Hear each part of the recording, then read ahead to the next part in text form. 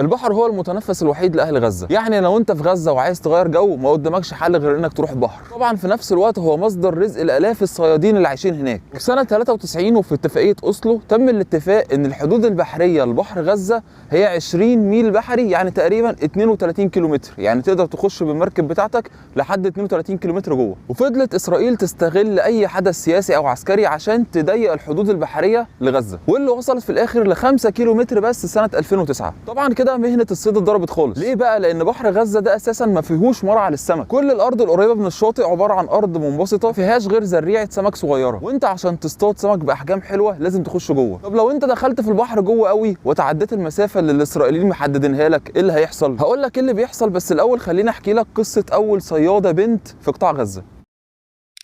بسم الله والصلاة والسلام على رسول الله. اهلا بيكم في قناة السمك في اسكندرية، معاكم عمرو ابو الوفا. والنهارده ان شاء الله هنحكي قصة بنت اسمها مدلين عايشة في قطاع غزة وابوها صياد. من زمان وهي صغيرة كانت بتروح مع ابوها البحر تشوفه وهو بيصطاد وتفرح بالسمك وهو طالع من المية. كانت بتقعد تلعب وشوية وشوية مع الوقت بقت تساعد ابوها في تسليك الشبك وترتيبه وتساعده ان هو كمان يرميه في البحر. وبعد كده كانت تروح المدرسة وهي راجعة من المدرسة برضه تساعد ابوها ان هو يلم حاجته ويروحوا البيت سوا او يبيعوا السمك. لحد ما في يوم من الايام كان السمك في البحر قليل، اضطر ابوها انه يعدي المسافة البحرية مسموح بيها على امل ان الاسرائيليين ما ياخدوش بالهم منه، لكن للاسف عرفوا بوجوده وبمكانه، وفجاه لقى قدامه اللانش الحربي الاسرائيلي بيضرب نار عليه. المشهد اللي حصل مع ابو مدلين ده كان تقريبا كل الصيادين متعودين عليه، لان المسافه البحريه المسموح بالصيد فيها كانت قليله جدا، بالتالي كله كان بيطلع في منطقه محظوره. بس في نفس الوقت رد فعل البحريه الاسرائيلي هو اللي غريب جدا. ليه؟ لان دول مدنيين عزل، المفروض التعامل معاهم يكون بدون سلاح. اديك مثال، مثلا لو انت سايق عربيتك في المخالف والمرور شافك، هل هيضرب نار عليك ولا هيوقفك وياخد اجراء ضدك ويسيبك تروح بسلام؟ اسرائيل بقى كانت بتعمل ايه مع الصيادين اللي بتمسكهم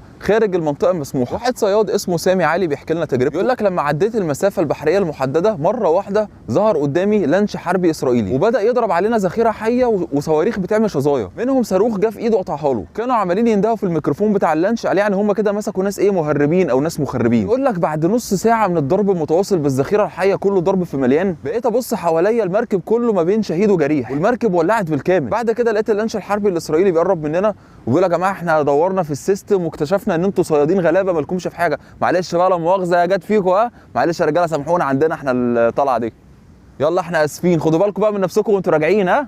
في اللحظه دي ببص حواليا مفيش مكان ما بيطلعش دخان سواء من البني ادمين او من المركب نفسه. يقول لك من ساعتها بقت كل علاقتي من البحر ان انا اجي لحد الشاطئ وابل رجلي واروح. صياد تاني اسمه عم محمد عمر بيحكي ان الصيد في المسافه المسموحه اللي بيقولوا عليها دي حتى ما تكفيش مصروف المركب. فضل شهرين حاله واقف، كل لما تطلع الطلعه عليه بخساره، لحد ما قرر في يوم من الايام انه يجازف ويعدي المنطقه المسموحه دي. كانت احيانا بتعدي مع الصيادين ان هم ما يتمسكوش يعني، لكن على حظه هو اتمسك. برضه ظهر قدامه اللانش الحربي الاسرائيلي وهو بقى وضعه مختلف وعنده 62 سنه وقديم في الشغلانه ديت، يعني وشه مألوف، وبيقول لك اصلا هم ملبسيني قضايا كتير قبل كده، عليا اكتر من 200 قضيه، بس الحمد لله ولا واحده منهم قضيه امنيه والا كنت اتخذت من بدري. المهم يعني الراجل اللي وشه مألوف بالنسبه لهم، فاللي هو ايه ده يا عم محمد، ما تيجوا يا جدعان نحفل عليه شويه وكده. اول حاجه ضربوه بمدفع ميه، وبعد كده رموا تحت اللانش قنبله هوائيه، بيقول لك من قوه القنبله دي اللانش ارتفع فوق الميه. يقول لك بعد كده بداوا يغربلونا بالذخيره الحيه، ولاحظ ان الضرب يعني ما فيهوش رحمه، يعني حتى ما فيش طلقه بتجلي، كل الطلق في المليان. يقول لك بعد كده بقى وقفوا الضرب خالص وقفوا ايه يتفرجوا عليهم هم ايه بيتعذبوا كده وقعدوا يضحكوا عليهم. يقول لك من كتر حاله اليأس والعجز اللي انا حسيتها افتكرت ان انا كنت شايل مسدس في مكان، قلت ادور عليه يمكن الاقيه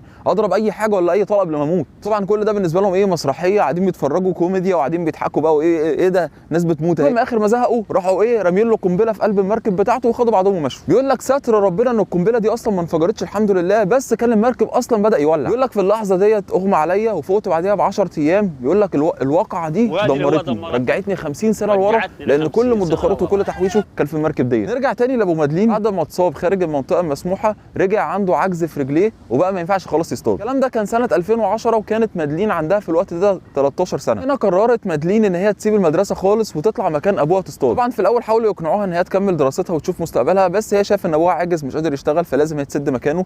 ولما راحت البحر كمان شافوها الصيادين واتجمعوا الصيادين وراحوا لبيت ابوها وكلموه، قالوا له يا حاج ما ينفعش، انت بنتك بتطلع تصطاد في البحر والمهنه دي اصلا مهنه رجاله وكده. فطبعا قال لهم يعني يا راجل انا عاجز مش هقدر اشتغل، وطبعا مش هنفضل نستنى كل يوم حد يجيب لنا اكل. مدلين قالت ان هي متربيه في البحر وعارفه مهنه فنة الصيد كويس، وده بالنسبه لها يعني مش حاجه جديده. قالت انا اطلع اكل من تعبي وشقايه احسن بكتير ما اقعد في البيت واستنى حد يجيب لي لقمه، ممكن اللي يجيب لنا مره ما يجيب لناش الثانيه. كده بقت مادلين اول صياده بنت في غزه. طبعا في الاول محاولات الصيد كانت صعبه جدا، وكانت المركب على طول بتتقلب بيهم والصيادين بيساعدوهم عشان خاطر يعدلوا نفسهم تاني، بس بتقول لك مع الوقت الدنيا مشت، وسعاده الدنيا كلها بحسها لما بكون راجعه بصيد واروح ابيع منه جزء مثلا واروح بجزء ويبقى معايا سمك ومعايا مصروف وباكل من عرق وشقايه، بدل ما نمد ايدينا لحد. ابوها نفسه حتى بيقول ان خروج مادلين بدري للصيد وللعمل وكده شجع اخواتها برضه ان هم يخرجوا بدري ويدوروا على لقمه عيشهم. لكن الحاجه دي كانت مهمه لان انا مش بقدر اشتغل ومراتي مش بتقدر تشتغل واحنا عندنا 4 عيال، فطبعا مش منطقي ان احنا نقعد السته نتفرج على بعض ونستنى حد يجيب لنا لقمه. لكن كده مادلين اتحركت وحركت اخواتها والحمد لله قدرنا نعيش بكرامه. اسالوا مادلين بيقولوا لها طبعا انت عمرك ما طلعتي خارج المنطقه المسموحه. قالت لهم مره واحده بس كنت قربت اطلع منها، الحمد لله ربنا ستر، وكل اللي الاسرائيليين عملوه معايا ان هم خدوا مني نص شباك الصيد. تقول لك انت مش محتاج اصلا توصل لمنطقه محظوره عشان يأذوك، لا ابدا. عندك مثلا في المرسى بتاع المراكب في زي اوض كده صغيره اسمها غرف الصيادين، بتستخدم لتخزين المحركات بتاعه المراكب وشباك الصيد. يوم من الايام سلاح الجو الاسرائيلي قال لك كده ده حماس مستخبيه هنا، وراحوا ضاربين كل غرف الصيادين دي. طبعا خساره فادحه لان كل راس المال بتاع الصيادين كان متخزن في الغرف ديت. لكن المشكله ان اغلبنا مديون اصلا واخد الحاجات دي بالدين، ومش بس كده دايما الحدود مقفوله فاحنا مش عارفين نجيب غيرها من بره. يقول لك مع حصار البر والبحر والجو احنا فعلا مش عايشين، يعني احنا مجرد ان احنا كل يوم بس كده بنحاول نمد في البقاء بتاعنا يوم كمان، لكن احنا مش عايشين، وكذاب يقول لك ان احنا عايشين، لكن مفيش حاجه في ايدينا غير ان احنا نحمد ربنا. يا رب المحتوى يكون عجبكم، ما تنسوش تشتركوا في القناه وصلوا على النبي صلي.